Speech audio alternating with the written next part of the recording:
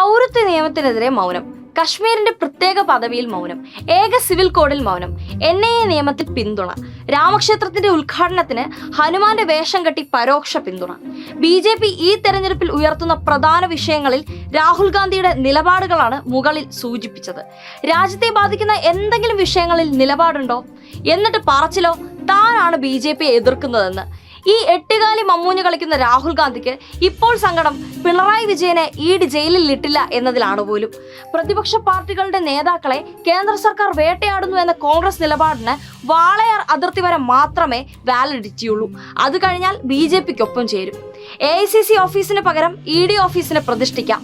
VD സതീശന്റെ നിലവാരത്തിലേക്ക് രാഹുൽ ഗാന്ധിയും തരം താഴും. ചോദ്യങ്ങൾ ചോദിച്ചാൽ EDയെ വിട്ട് വേട്ടയാടുന്ന നരേന്ദ്രമോദിയും ചോദ്യം ചോദിച്ചാൽ ED ജയിലിൽ അയച്ചില്ലെന്ന് പരാതി പറയുന്ന രാഹുൽ ഗാന്ധിയും തമ്മിൽ എന്താണ് വ്യത്യാസം? വല്ലാത്ത ഇനങ്ങൾ തന്നെ.